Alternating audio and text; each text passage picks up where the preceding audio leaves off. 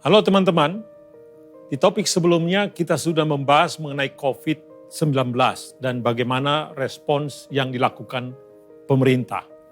Pada topik yang terakhir ini kita akan membahas pelajaran dari 2 tahun pertama COVID-19. Mudah-mudahan tentu tidak berlanjut lagi kepada tahun-tahun berikutnya.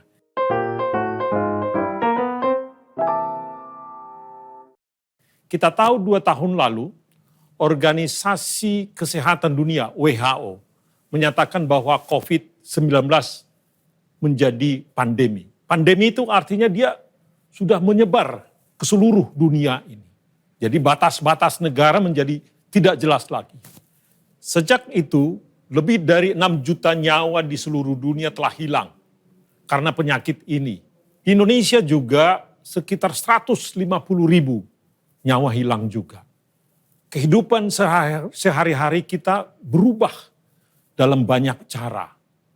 Beberapa negara sekarang mendapatkan kembali normalitas, meskipun ancaman gelombang penyakit yang disebabkan oleh varian-varian lain yang mungkin muncul ke depan tetap ada. Indonesia juga sedang mempertimbangkan untuk kita melakukan normalisasi keadaan, dan kita sekarang masuk ke transisi endemi. Kali ini saya akan membahas 10 pelajaran penting yang dapat kita petik selama 2 tahun terakhir ini menjadi modal kita ke depan. Yang pertama, penyakit menular adalah masalah seluruh masyarakat karena sangat berdampak luas sekali. Dia berdampak kepada kesehatan tentu yang pertama, tetapi kemudian juga berdampak kepada budaya, berdampak kepada sosial, berdampak kepada ekonomi. Sangat luas sekali dampaknya.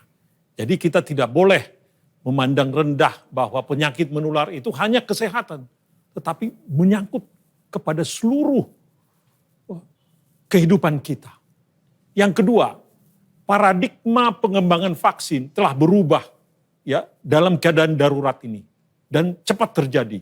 Kalau dulu mengembangkan vaksin itu bisa 5 tahun sampai 10 tahun. Tapi sekarang ya kalau kita lihat perkembangannya sesudah COVID-19 muncul, maka dalam tempo 9 bulan sampai setahun, maka vaksin itu muncul, datang. Itu yang menyebabkan bahwa kita bisa mencegah penularan yang lebih hebat dan tingkat kematian yang lebih hebat lagi.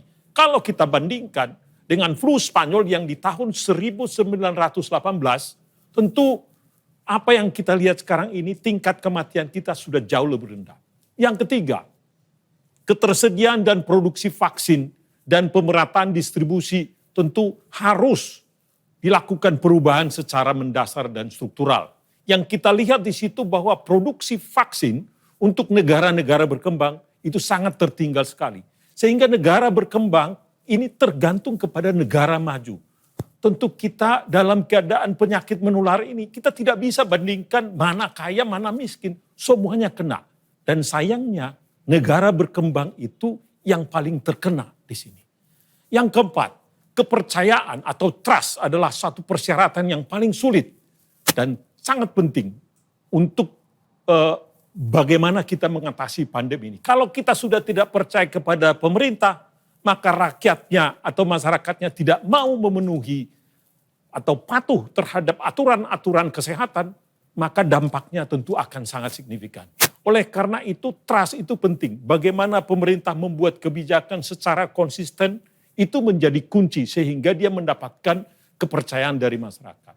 Yang kelima, yaitu kelincahan atau fleksibilitas, kecepatan mengambil tindakan menjadi pembeda keberhasilan. Seperti yang kami sebutkan tadi, antara varian 1 dengan varian kedua, varian ketiga, varian 4 berbeda-beda. Kalau kita menunggu dulu apa yang terjadi di varian 1 dan sama tindakan yang kita lakukan untuk varian 2 dan kita lambat melakukan penyesuaian. Atau kita terlampau bertele-tele membuat aturan-aturan yang sangat banyak sekali, maka itu menjadi problem. Yang keenam, kebijakan pemerintah itu penting. Tetapi penyesuaian itu seperti yang kami katakan tadi harus seiring dengan perubahan perilaku individu yang terkadang lebih penting. Dan mungkin juga tidak bisa kita lakukan one size fit all. Kadang-kadang mungkin akan berbeda cara pendekatan kita kepada satu etnik tertentu atau satu daerah tertentu dengan daerah yang lain. Oleh karena itu kita harus adaptable dan kita mau melakukan adjustment dari waktu ke waktu. Yang ketujuh, sekolah adalah tumpuan sejati dan berfungsinya masyarakat. Kita sudah melihat begitu banyak yang korban. Bukan hanya siswanya, tetapi akibat dari siswanya, orang tuanya juga korban. Demikian juga guru-guru juga korban. Kita melihat sekarang bahwa begitu banyak siswa-siswa ini yang menjadi tertinggal. Boleh kami katakan, akibat daripada lockdown di sekolah-sekolah ini di mana mereka tidak boleh ikut sekolah, hanya melalui Zoom, contohnya sekarang ini, mereka menjadi tertinggal. Diperkirakan bahwa tingkat kemampuan adaptasi mereka terhadap pelajaran untuk tahun berikutnya menjadi lebih lambat. Tingkat kemampuan matematika mereka konon katanya menurun dibandingkan dengan yang sebelumnya. Yang kedelapan adalah pekerjaan yang lama, pekerjaan yang dulu tidak sama lagi. Jadi jenis pekerjaannya pun berubah, ya, tidak sama lagi. Dan banyak yang terjadi disrupsi terhadap pekerjaan itu sendiri. Yang kesembilan, stimulus ekonomi itu berhasil, ya, tetapi dapat berjalan efektif apabila sejalan dengan langkah-langkah kesehatan masyarakat yang kuat. Jadi stimulus ekonomi di satu sisi itu tidak bisa berjalan sendiri, harus selalu beriringan dengan stimulus untuk kesehatan. Itu sebabnya KPCPEN contohnya penanganan COVID dan juga pemulihan ekonomi nasional di satu tempat, ya, supaya dia terkoordinasi dengan baik. Yang 10 dan yang paling terakhir ini.